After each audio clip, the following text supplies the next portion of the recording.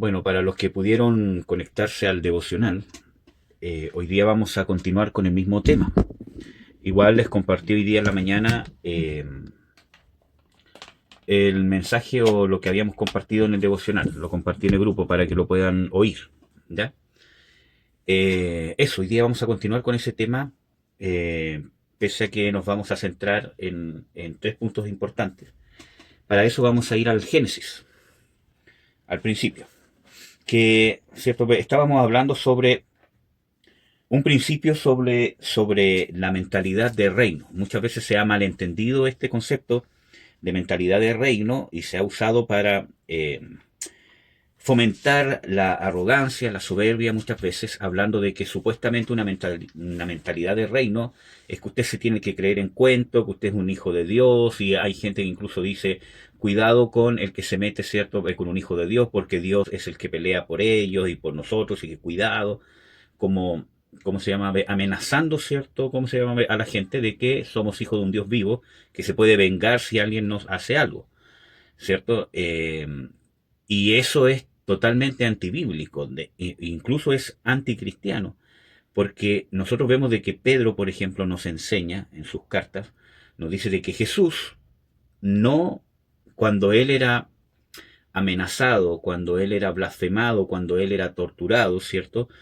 Nunca maldecía y nunca amenazaba, sino que encomendaba la causa al que es justo, al Padre. ¿Me entienden? Entonces, cuando hablamos de mentalidad de reino, quiero que veamos, ¿cierto?, el principio de cómo, ¿cierto?, el Espíritu Santo, nuestra relación con la palabra de Dios, con la unción, con la guianza de Dios, ¿cierto?, debe ir cambiando nuestra forma de pensar, nuestra forma de ver la vida, nuestra forma de relacionarnos con las cosas que nos toca vivir. Por eso Jesús dice, Padre, no quiero que los saques del mundo, sino que los guardes del mal. ¿Qué mal? El mal que está en el mundo.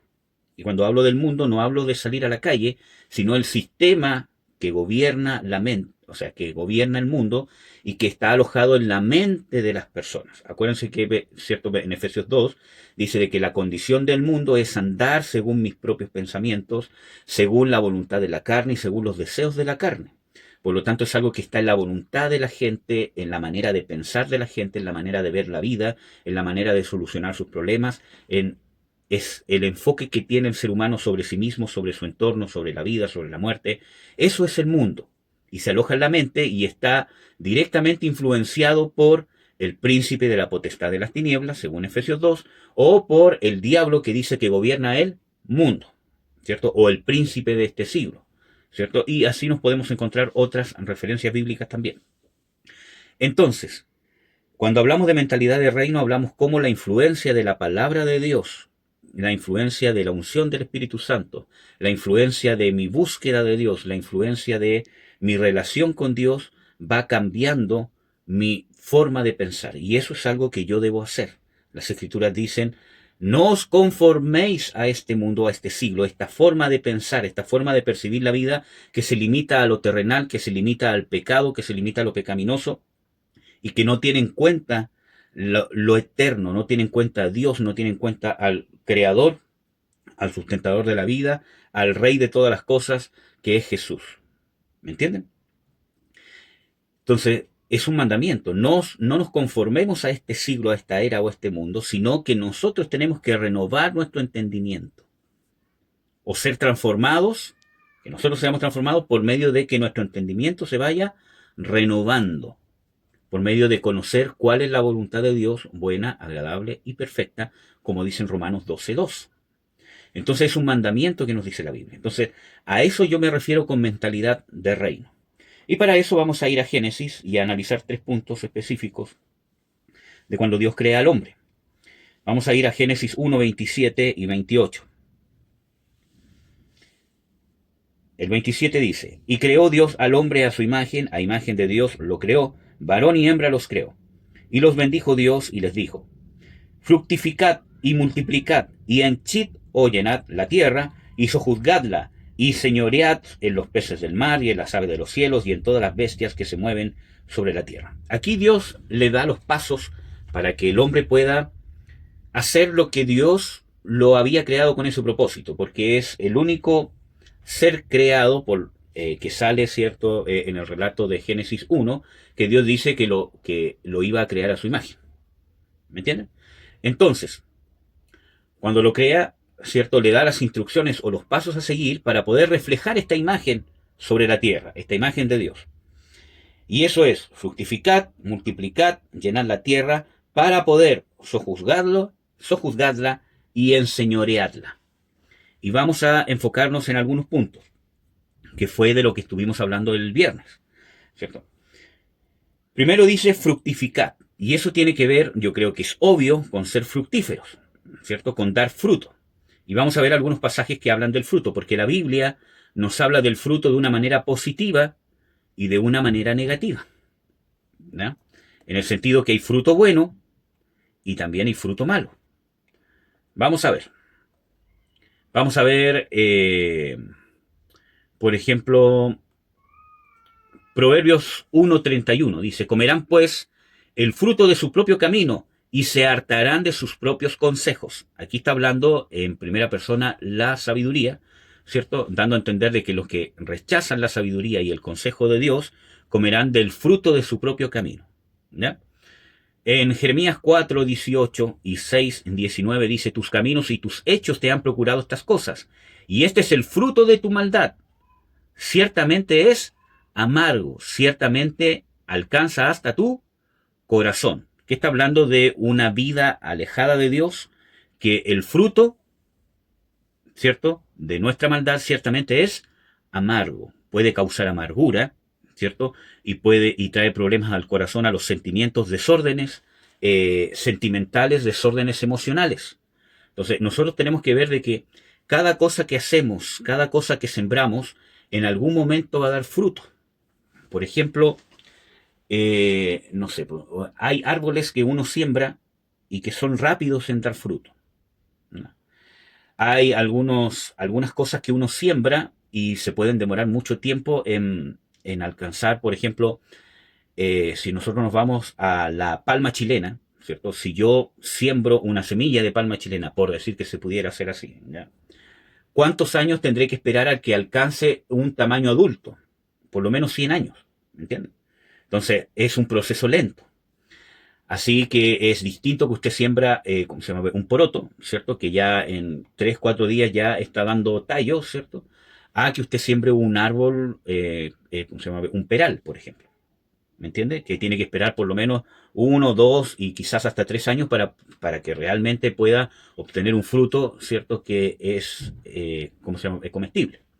Entonces, ciertamente, aunque se demore, aunque pase tiempo o no pase tiempo, nosotros tenemos que entender de que lo que sembremos vamos a cosechar.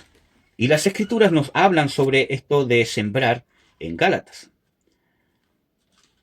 Porque la Biblia dice, todo lo que el hombre sembrare, eso segará, ¿verdad? Vamos a ir a Gálatas 5, si mal no recuerdo. Aquí está. 5, versículo 7. No os engañéis, Dios no puede ser burlado, que todo lo que el hombre sembrare, eso también segará. Porque el que siembra para su carne, de la carne segará corrupción, mas el que siembra para el Espíritu, del Espíritu segará vida eterna. No nos cansemos pues de hacer bien, que a su tiempo segaremos, si no hubiéremos desmayado. ¿Qué dice? A su tiempo segaremos, si no hubiésemos desmayado, ¿verdad? Entonces, nosotros tenemos que entender de que todo lo que sembremos, hermanos, en algún momento lo vamos a cosechar. Dice, Dios no puede ser burlado. O sea, en algún momento se va a cosechar, ya sea en esta vida presente o en la vida venidera. Pero vamos a cosechar lo que sembramos. Ya sea si sembramos para la carne, corrupción, o si sembramos para el espíritu, vida eterna.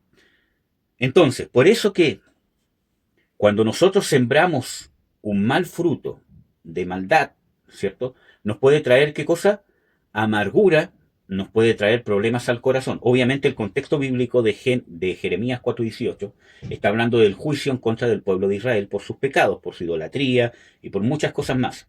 Sin embargo, el principio bíblico que persigue esto y muchos otros pasajes es que habla justamente de que usted siembra, ¿cierto?, maldad. Por ejemplo, si usted está con una persona que es muy paciente y se aprovecha de su paciencia, y lo molesta, y lo molesta, y lo molesta, y lo molesta, lo molesta, lo molesta, o lo incita, lo incita, lo incita, va a llegar un momento que va a sembrar de aquello y esa persona va a perder la paciencia y va a perder un amigo, va a perder un hermano, etcétera, etcétera, y esa persona probablemente corte la relación con usted y usted pierda quizá un buen amigo. Estoy dando un ejemplo X.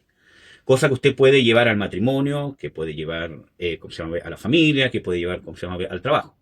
Entonces, ciertamente, desde un punto de vista incluso natural, nosotros podemos ver de que todo lo que yo sembrare, eso voy a cegar. En algún momento, o antes o después. Pero muchas veces las cosas que nos pasan es la cosecha o la siega de lo que hemos venido sembrando. Por ejemplo, hay gente que llega y dice, no sé qué hacer con mi hijo, ¿cierto? Está aquí, allá, que todo ya tiene 20 años, ¿cierto? ¿Cómo se llama? ¿Cómo se llama? O 16 años, ¿cierto? Y ya está rebelde, está contra... Entonces, lo que no quiere escuchar la gente muchas veces es decirle, es que realmente, que, ¿cómo se llama? No es una justificación para, ¿cómo se llama? El niño o para, ¿cómo se llama? El joven, pero es, usted está cegando lo que cosechó. Les voy a dar un ejemplo sin, ¿cómo se llama? Sin dar nombres, ¿cómo se llama? Obviamente, pero hay un caso de un joven, ya tiene como 23, 25 años, ¿cierto? Que es rebelde, no le hace caso a los padres, va de fiesta en fiesta, está con problemas psiquiátricos, está con pastillas, ¿cierto? Terrible. No, no tan terrible tampoco, pero para los papás es un tema, ¿cierto? Pero cuando uno se sienta, ¿cierto?, a conversar con ellos, ustedes están cegando lo que sembraron, porque ustedes nunca realmente pudieron amarse como matrimonio y competían entre ustedes con el niño. Cuando un papá le decía que no, por ejemplo, el otro le decía que sí, solamente para llevarle la contraria al otro. Las constantes quejas entre ustedes, las constantes peleas, hizo que su hijo pudiera ver de que si se unía a un bando le iba a ir bien o si se unía al otro le iba a ir mejor. Y es lo que ustedes ven ahora. Un papá le dice, no te doy permiso, va donde el otro, le da permiso, el otro le dice, no hay más plata porque veo que te está gastando la plata en carrete, etcétera, etcétera. Va donde el otro, le dice, dame plata, y le dice, dame plata porque, ¿cómo se llama? Mi mamá ¿cómo se llama? No me quiere dar plata, entonces yo te doy. ¿Me entiendes? Entonces, así y muchos otros ejemplos en el matrimonio, el desamor, la indiferencia, un montón de cosas. Incluso hasta con los padres, los hijos hacia los padres, muchas veces sembramos y en algún momento cegamos. ¿Me entienden? Y así muchas veces pasa con la amargura, con los problemas psicológicos, con los problemas emocionales, ¿cierto? Que muchas veces es fruto de lo que hemos sembrado. ¿Me entienden? Por ejemplo, voy a dar un ejemplo práctico, pero es más profundo que lo que voy a decir. Si yo no duermo porque no quiero cuidarme, ¿cierto? Y no duermo porque estoy con exceso de trabajo, etcétera, etcétera, y no me doy tiempo para descansar, o no puedo hacerlo, no, ¿cómo se llama? No que quiera. En algún momento voy a cosechar, ¿qué cosas? Problemas psicológicos, problemas físicos, ¿cierto? Que me van a pasar la cuenta. Aunque en mi juventud quizás lo pueda llevar, pero después, cuando pasen los años, en algún momento ese estilo de vida me va a pasar la cuenta. ¿Entienden? Así también muchas veces nosotros sembramos amargura en el matrimonio, sembramos amargura en la familia, sembramos testarudez, sembramos soberbia en nuestras relaciones con nuestra familia o con nuestros amigos, arrogancia en el trabajo, etcétera, etcétera, y en algún momento vamos a cosechar. ¿Ya? ¿Por qué es importante esto? Porque yo puedo cosechar fruto bueno o puedo cosechar fruto malo. Y aquí les doy un ejemplo de que muchas veces cuando nosotros estamos dando mal fruto, nos puede llevar a amargura, como dice Jeremías 4:18. Y este es el fruto de tu maldad. Ciertamente es amargo, ciertamente alcanza hasta tu corazón, ¿ya? O tus emociones o incluso problemas en el corazón físico. Jeremías 6:19. Oye, oh tierra, he aquí traigo el mal sobre este pueblo, el fruto de sus pensamientos, porque no escucharon mis palabras y desecharon mi ley. Usted puede estar dando mal fruto, ¿dónde? en sus pensamientos. Yo les he dicho de que las Escrituras dicen: sean gratos, oh Jehová, los dichos de mi boca y la meditación de mi corazón delante de ti, oh Dios. Amén. Entonces, no solamente me tengo que preocupar de externamente querer agradar a Dios, pero no de una manera como que tengo que rendirle cuenta, porque si no Dios se va a ¿cómo se llama?, enojar conmigo, ¿cierto? Sino que realmente, como veíamos el viernes, ¿cierto? Para poder guardar los mandamientos de Dios, yo necesito amar a Dios. Y cuando Jesús dice: si me amáis, guardáis mis mandamientos, no solamente está poniendo una condición, sino que simplemente está diciendo de que no se pueden guardar los mandamientos de Dios o los mandamientos de Jesús si primero no le amamos. Porque si no, va a ser algo externo y va a terminar fallando. Entonces, lo que Jesús nos muestra es que para poder guardar la palabra de Dios, necesito amar a Dios. Necesito amarlo con todo mi ser, con todo mi entendimiento, con todo lo que soy, con todo lo que tengo. Y para eso primero tengo que entender cuánto me ama Dios a mí, como dice Primera de Juan 4. Nosotros le amamos a Él porque Él nos amó primero. De tal manera nos amó que envió a su Hijo Jesucristo.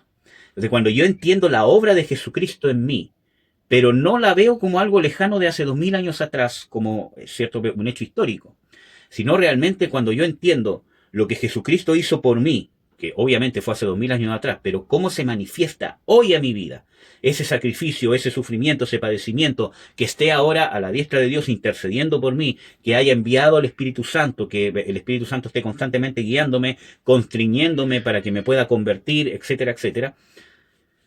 Cuando yo puedo entender el valor eterno que tiene eso, entonces empiezo a amar a Dios. Y empiezo a amarlo con todo mi ser, con todas mis fuerzas, y a desear con una pasión genuina, con una pasión eterna, a desear agradarle, incluso hasta lo más íntimo de mis pensamientos. No es que usted peca necesariamente si se le viene un mal pensamiento, ¿cierto? Sino que lo toma, lo desecha, ¿cierto? O trata el caso, ¿cómo se llama?, dependiendo de cuál sea su lucha. ¿Ya? ¿Qué más? Jesús dice, por ejemplo, en Mateo 12:33, haced el árbol bueno y su fruto bueno, o haced el árbol malo y su fruto malo, porque por el fruto es conocido el árbol. Hablando obviamente de las personas. Jesús está hablando, ¿cierto?, de que tenemos que dar buen fruto, ¿ya?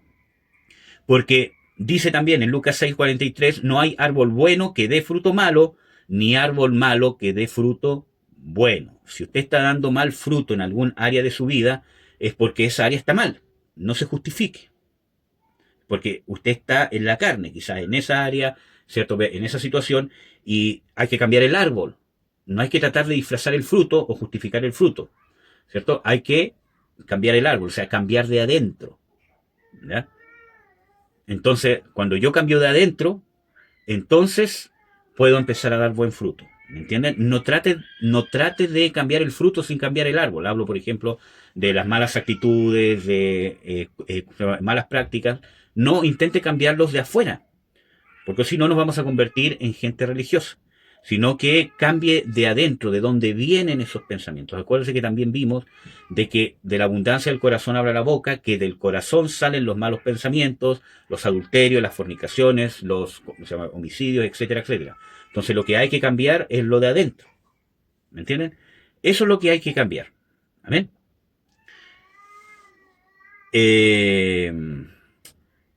También nos encontramos en Lucas 8, 14 y 15, donde el Señor Jesucristo habla de la parábola del sembrador.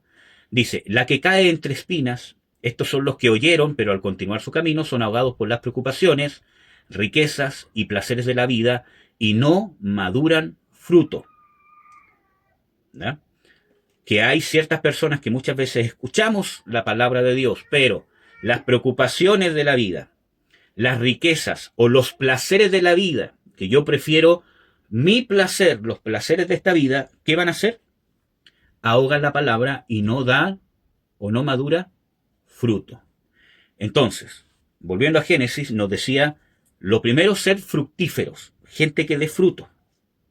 Y una de las cosas que impide que yo dé fruto es, ¿qué cosa? Las preocupaciones, las riquezas y los placeres de la vida. Cuando yo prefiero saciarme o los placeres que entrega este mundo, que miren, hermano, así como del todo mal, tampoco es. Por ejemplo, si yo en algún momento quiero algún tipo de recreación, ir al cine, salir al parque con mi familia, o de repente ir al mall a dar una vuelta, no sé, o un viaje, quiero juntar dinero para poder hacer un viaje, porque está bien, es parte de también lo que dice, de lo que dice, ¿cómo se llama? Eclesiastés, ¿cierto? Que dice de que también es don de Dios que el hombre disfrute del fruto de su trabajo.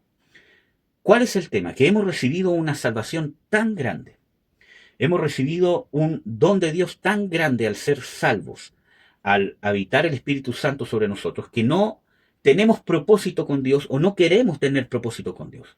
Entonces nos afana los placeres de la vida. Vivimos para los placeres de la vida. Preferimos los placeres de la vida que buscar de Dios cuando sé que tengo que buscar de Dios. ¿Me entiende? Entonces mis prioridades las ordeno en primero los placeres de la vida, segundo las riquezas, por ejemplo, y al último, si me queda tiempo, las cosas de Dios. Y ahí tenemos un problema. Y ahí sí tenemos un problema grave, porque eso nos impide dar fruto. Dios primero, el que murió y el que se desangró por usted en la cruz, porque el que murió por usted no fui yo, no fue la iglesia. Hubo un hombre que se llama Jesús, que es Dios, dejó su divinidad, dejó su deidad, ¿cierto?, en desuso. Siempre fue Dios, pero la puso en desuso para hacerse hombre, morir y padecer, botar hasta su última gota de sangre, dejando su majestad, ¿cierto?, voluntariamente, teniendo toda opción de salir del sacrificio. Lo hizo por usted, de manera personal, porque lo vio a usted. Se murió, se desangró, hizo ese sacrificio que partió en el momento de la encarnación. Por usted resucitó y al día de hoy está a la diestra de Dios como Dios hombre todavía. Por usted, intercediendo por usted, moviendo el cielo por usted. Ángeles, el Espíritu Santo, ángeles a la iglesia, dándole dones a otros hombres que invierten su tiempo, que invierten su pasión, que invierten su vida, en desmedro muchas veces de su vida familiar, de sus proyectos, de sus ambiciones, ¿cierto? Dios los usa para que usted tenga un propósito, alcance las promesas que Dios le ha hecho. A Él le tiene que rendir cuenta. Él padeció por usted. Él está haciendo todo lo que usted ve, ¿cierto? Y recibe o muchas veces no quiere recibir. Entonces, cuando nosotros ponemos los placeres de la vida, o las riquezas, o las preocupaciones, en prioridades antes que a Dios, por eso no damos fruto. Y la Biblia nos dice de que la mentalidad de reino, que viene desde el punto creacional, porque en esta creación vemos la intención de Dios en la creación del hombre, que sea una persona que dé fruto. Y esa es la mentalidad del reino de Dios, dar fruto. Vamos a ver. En Lucas 8:15, que es el versículo que sigue, dice, pero la que cae en buena tierra, estos son los que oyeron la palabra con corazón recto y bueno, y producen fruto con perseverancia. Igual como decía Gálatas 5, ¿cierto? Que no nos cansemos de hacer el bien. El bien no es necesariamente que usted haga caridad con otras personas. Es parte de hacer el bien, pero muchas veces influenciados por nuestra cultura, pensamos que hacer el bien es hacer caridad con otras personas.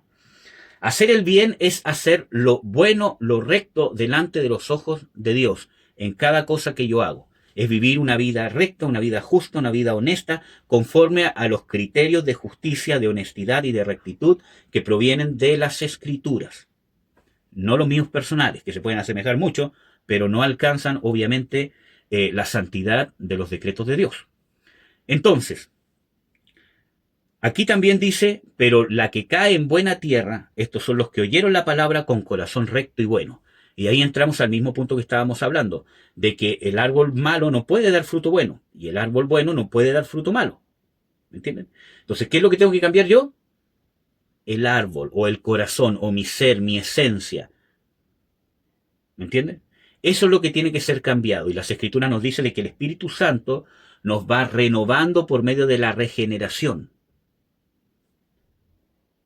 Las Escrituras dicen de que nos tenemos que ir santificando, de que nos tenemos que ir purificando de toda contaminación de carne y de espíritu, que tenemos que despojarnos del viejo hombre que está viciado con los deseos de error o pecaminosos y empezar a vestirnos del nuevo hombre. Y esto significa que yo empiezo a visualizar las cosas que están en mí, que no agradan a Dios o no están conforme a lo que dice la Biblia que debe haber en un hijo de Dios, en un seguidor de Cristo, en un discípulo de Cristo, en una persona que fue salvo por el Dios eterno, ¿cierto? Los visualizo, los empiezo a trabajar para desecharlos y empiezo a adoptar, a entrenarme, ¿cierto? Y a hacer lo necesario, ocupando las herramientas que Dios me da, los ministerios, la oración, la palabra, etcétera, etcétera, para empezar a aprender, ejercitar y entrenarme en las cosas que Dios quiere que yo haga, o como yo piense o como yo sea. ¿Me entienden? Porque la palabra de Dios renueva mi mente, como dice el Salmo 19, ¿cierto? La ley de Jehová convierte el alma, hace sabio al sencillo, da alegría al corazón. ¿Me entienden? Entonces el contacto constante con la palabra de Dios y con la unción del Espíritu Santo va a hacer que mi ser cambie. Si Dios quiere que cambiemos, cuando un predicador le diga de que Dios no quiere que cambie, sino que quiere usar las cosas que tú tienes, no le crea. Dios quiere que cambiemos. Todas las cosas viejas pasaron y aquí todas son hechas nuevas. Puede ser que Dios use su ímpetu o su pasión, ¿cierto? Y que usted, ¿cierto?, invierta esa pasión, esa garra que tiene en las cosas de Dios. Claro que sí. Pero la esencia de nosotros tiene que cambiar porque nos sirve. Es pecadora y estaba destinada a la condenación. Y si no es por la intervención de la gracia de Dios, estaríamos todavía destinados a la condenación. Entonces tiene que cambiar. Tiene que haber una influencia espiritual, una influencia divina. ¿Amén? Entonces, es el corazón recto y bueno. Y cuando hablamos de un corazón recto y bueno, se lo puedo resumir con un corazón que ha entendido mi valor sin Dios, que no tengo ningún derecho a nada, ni a réplica, ni a quejarme, ni nada. Estaba condenado. Y no es culpa de Adán, no es culpa de mis papás, no es culpa de mis antepasados. No, soy yo el culpable y así era mi condición y no es culpa de Dios.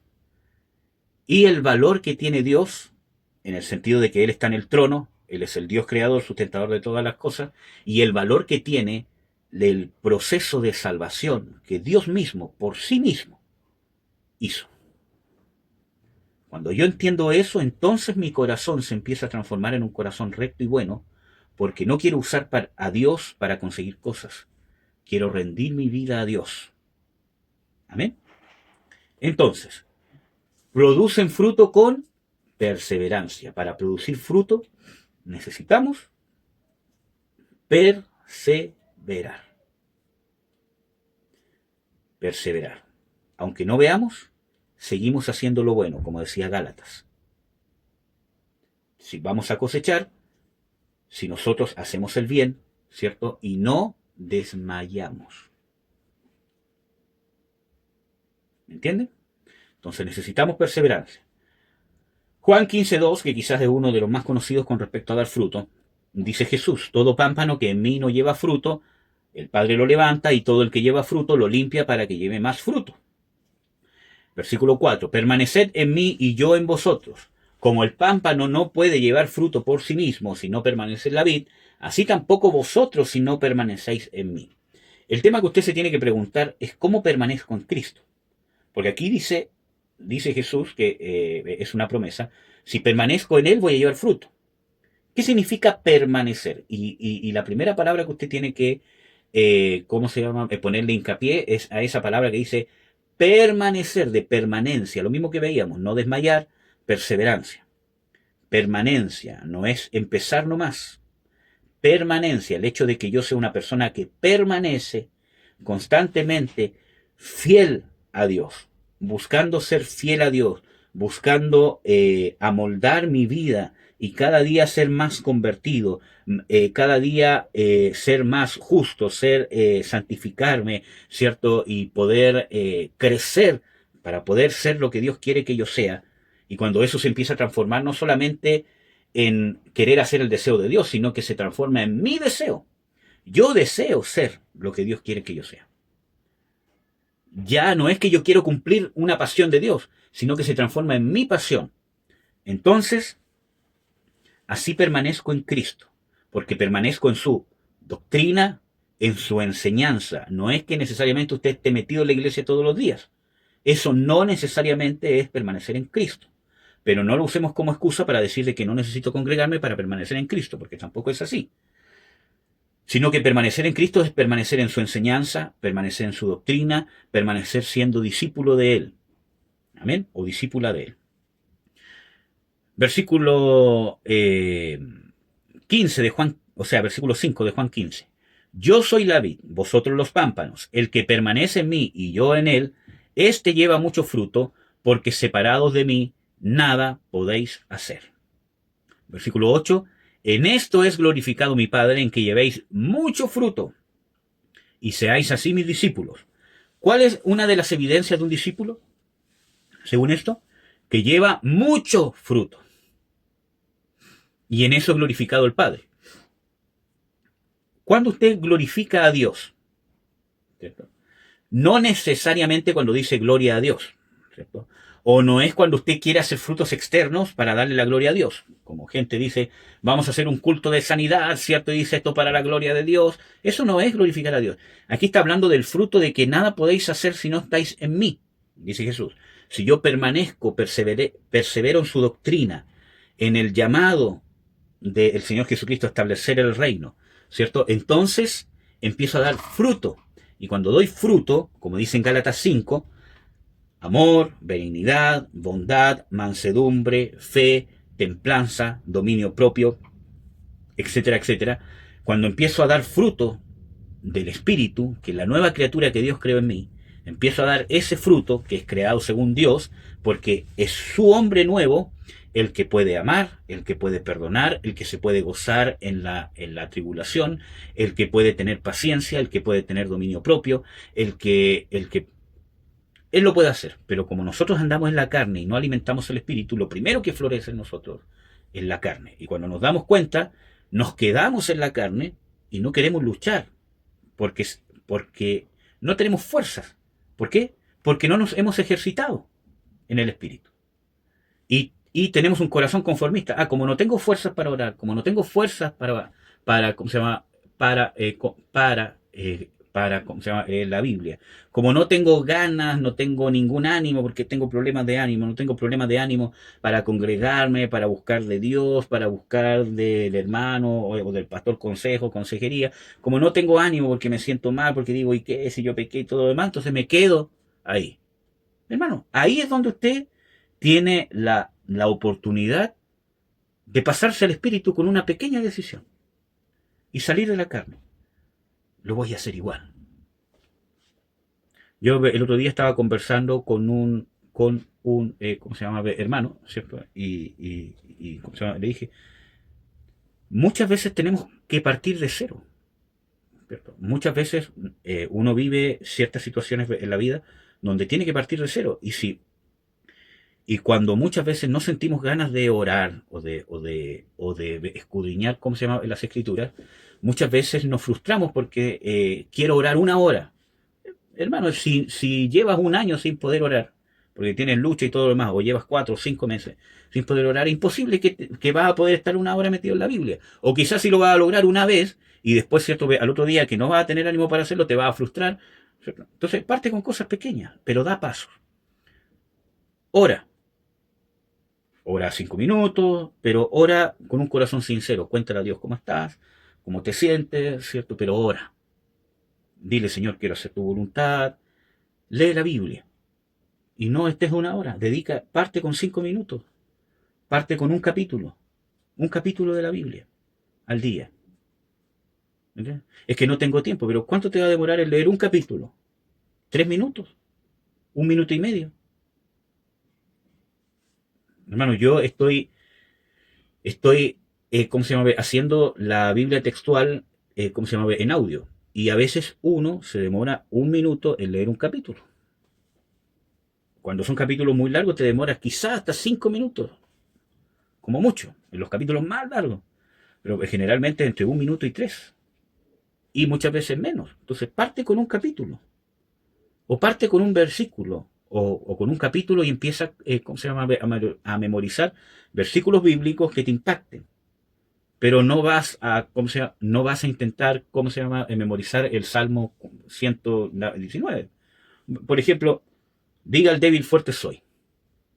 es fácil de, ¿cómo se llama?, aprender, es rápido de aprender y lo aplicas. Cada vez que te sientas débil, que no tengas ánimo, diga el débil fuerte soy, diga el débil fuerte soy.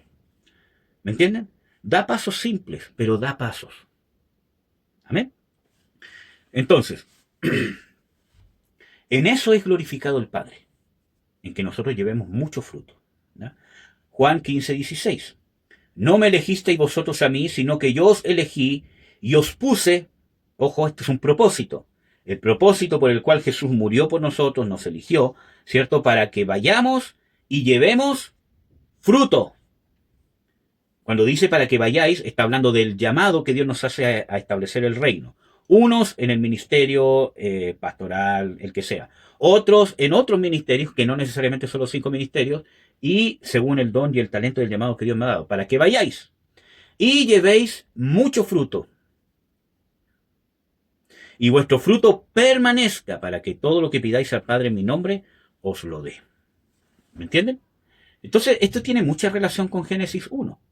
Porque este es un envío del Señor Jesucristo al estar creando esta nueva criatura en sus discípulos. Le dice, para que ustedes puedan dar fruto, ¿cierto? Y vamos a ver la similitud que tiene con Génesis 1. Para que vayáis y llevéis fruto. O sea, tenemos que ser gente fructífera y que vayamos, que nos expandamos.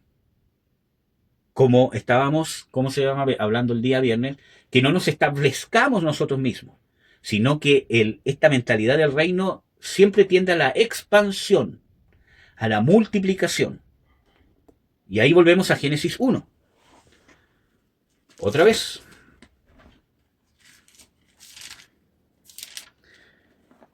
Génesis 1 dice, fructificad y multiplicad y llenad la tierra.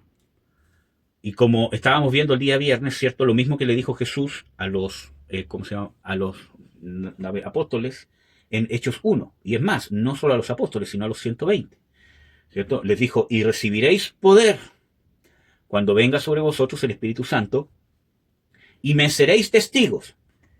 Y esto es importante, porque un testigo viene de la raíz griega, ¿cierto?, de la palabra mártir. Pero testigo es justamente esto que vimos en Juan 15. Una persona que lleva fruto y está enviada, está dispuesta a ir, a expandirse. ¿Me entiendes? Una persona fructífera, una persona que da fruto. Ese es un testigo. Y me seréis testigos. Entonces, para poder llevar fruto, necesitamos la unción del Espíritu Santo. No lo podemos hacer con nuestras fuerzas. Por eso que yo les hablaba el viernes pasado de que es un peligro muchas veces el mover que hay en la iglesia moderna, en la iglesia actual más moderna, de hacer que todo sea práctico y no querer tener que ver nada con nada sobrenatural. ¿Entiendes? Todo es práctico. Usted tiene, ¿cómo se llama?, amargura, no es por problemas de estrés, por problemas de aquí, solamente se puede solucionar con psicología y con fármacos. Pero vemos de que muchas veces podemos meter mucha psicología, podemos meter muchos fármacos, podemos meter muchos tratamientos y la raíz es espiritual. Pueden haber demonios detrás o puede ser causa de nuestros pecados. Nosotros vimos de que nuestro mal fruto de maldad nos lleva a, nuestro fin es amargo y llega hasta el corazón. Entonces muchas veces son cosas que nos tenemos que arrepentir. Cosas que tenemos que reconocer, errores que hemos cometido en el matrimonio, en la familia, en nuestra forma de vivir, en nuestra forma de criar, que hasta que no lo reconozcamos, que no veamos que es un pecado y nos arrepintamos de corazón, ahí va a quedar esa brecha. Y no vamos a poder ser del todo libres, ni del todo felices, ni del todo sanos. ¿Me entienden? Entonces, tenemos que ver, ¿cierto?, de que tenemos que ser fructíferos y multiplicarnos, como dice Génesis 1 y como decía el Señor Jesús. Me seréis testigos en Jerusalén, en Samaria, en Jerusalén, en Judea, en Samaria y hasta lo último de la tierra. Y esas frases no son porque sí. Jesús está dando aquí en Jerusalén, el alrededor que es Judea, lo que sigue que son los samaritanos, ¿cierto? Que son los que eran vistos como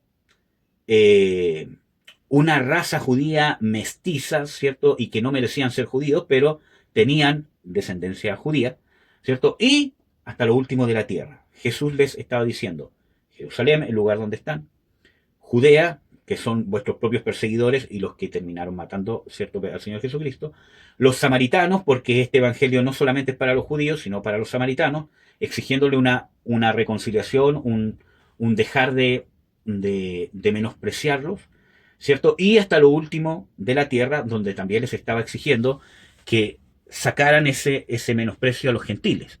Y vemos un ejemplo, esto con Pedro, por ejemplo, que cuando vio el lienzo, ¿cierto? Y él dice, ustedes saben cuán abominable es para un judío estar con gentiles, pero Dios me ha enseñado que no llame yo común a lo que él santificó.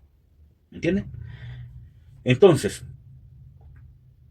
así también nosotros, desde lo más interno, usted debe recibir poder y unción de Dios. Y este es un mensaje para usted, tómelo personal. Usted necesita poder, la unción de Dios, para ser una persona fructífera que dé fruto. Paz, gozo, benignidad, bondad, fe, mansedumbre, templanza, etcétera, etcétera. Usted necesita ser una persona que dé fruto. Ya vimos algunos pasos de cómo alcanzar a dar fruto, ¿cierto? Pero necesita la unción, necesita el poder de Dios, y eso se busca en oración, en comunión con Dios, ¿cierto? Y en parte lo que usted está haciendo el día de hoy, conectándose el día domingo, ¿cierto? Cuando hay que preparar el almuerzo, hacer un montón de cosas, se está conectando y está dando un tiempo para escuchar palabra de Dios, ¿cierto? Necesita invertir tiempo, invertir fuerzas en buscar de Dios, ¿cierto? Para ser una persona que dé fruto. Entonces necesita el poder de Dios para dar fruto en su propio corazón, en su casa, en su familia, con sus familiares alrededor, con sus hermanos de la iglesia, amarlos, respetarlos, quererlos, no verlos como inferiores o no verse usted como superior, amar a sus hermanos, ¿cierto? Para ser testigo, una persona que dé fruto en su familia, en su casa, con sus familiares, una persona que dé fruto en la iglesia y finalmente una persona que dé fruto en el mundo, en la relación que obviamente todos tenemos con el mundo. Porque tenemos que salir a trabajar o ¿cómo se llama? Familiares que no son creyentes. Entonces tenemos que dar fruto desde lo más íntimo de nuestro ser, ¿cierto? De lo más íntimo de nuestro ser, partiendo por nuestra casa, por nuestra familia, por la iglesia, ¿cierto? Y el mundo entero, hasta cada rincón donde tengamos oportunidad de llegar. En todo lugar tenemos que ser gente que da fruto. Amén. Entonces, ser fructíferos y multiplicad.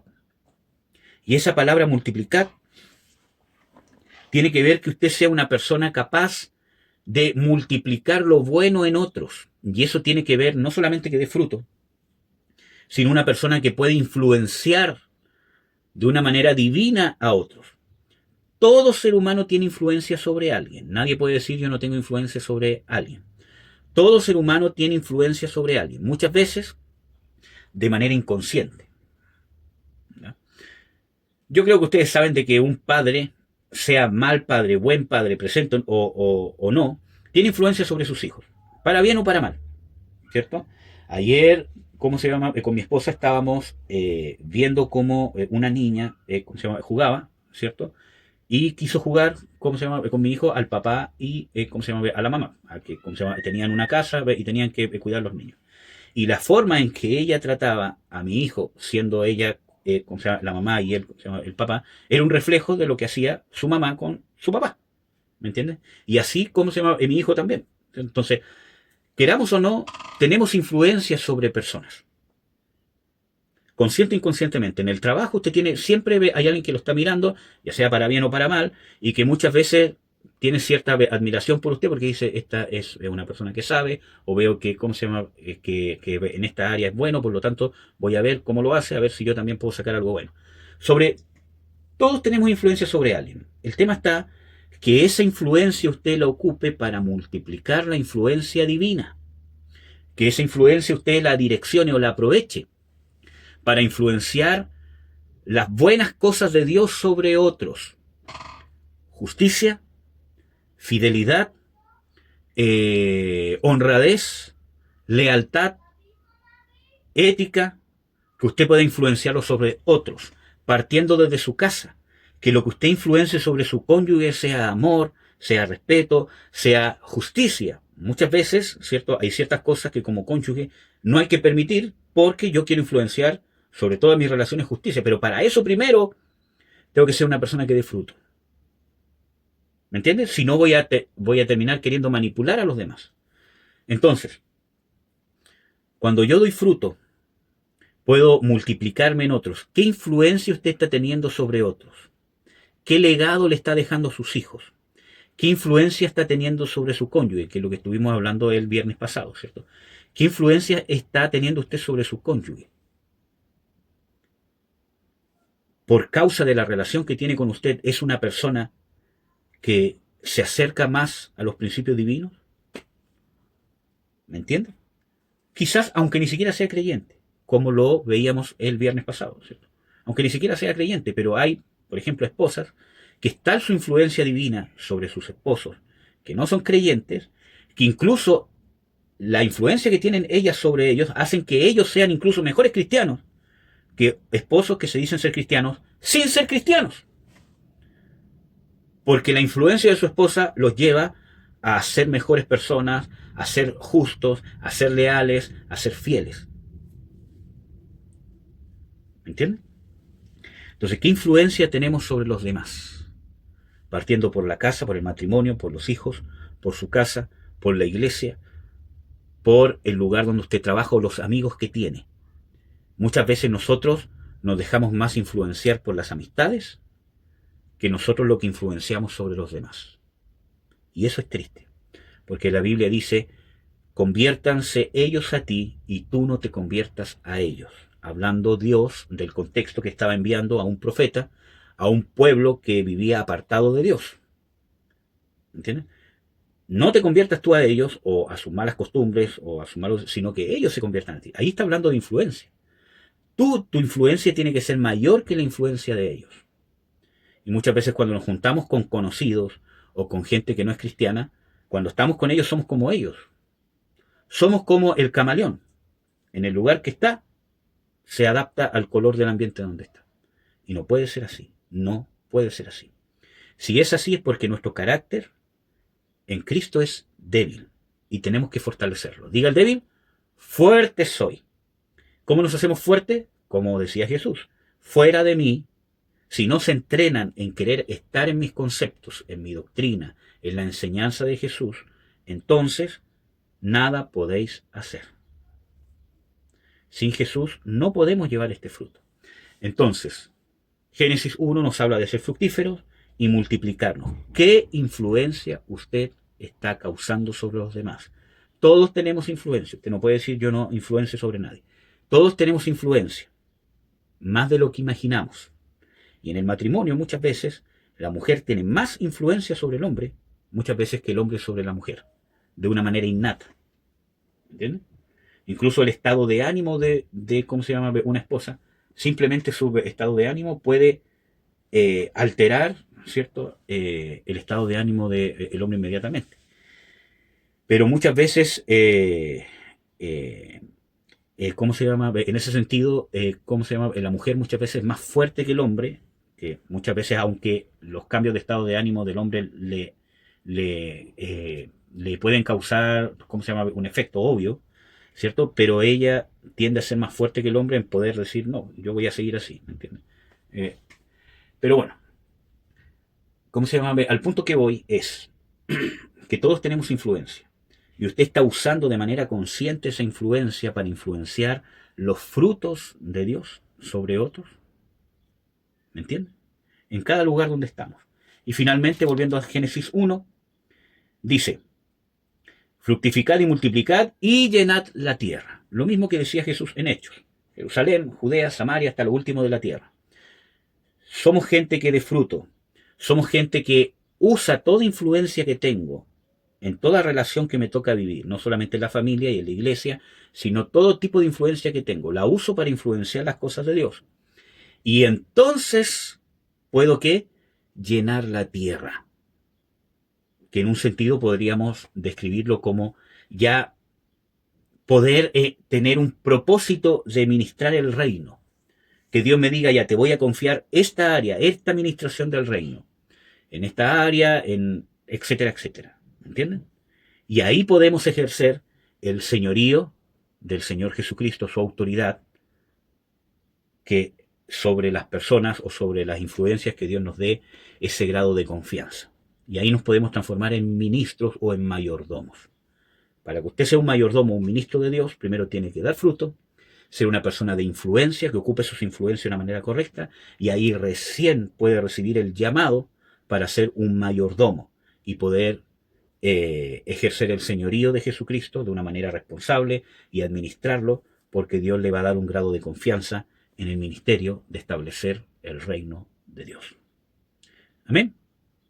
Amén, hermanos. Espero que haya sido de bendición. Vamos a orar para terminar.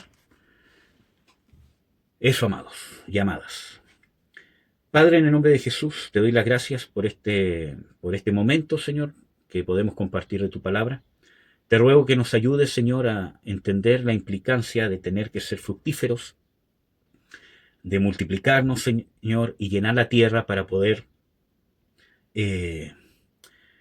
ocupar, Señor, tu señorío, tu autoridad sobre la enfermedad, sobre todas las cosas, para administrarlo, Señor, y poder establecer tu reino en este mundo que tanto lo necesita. Te pido que abra nuestro entendimiento, Señor, que abra nuestro corazón, nuestra mente, nuestra voluntad, nos limpies y podamos, Señor, entender la importancia de tu sacrificio, de lo que has hecho por nosotros, de lo que haces por nosotros. En el nombre de Jesucristo. Amén. Amén, amados.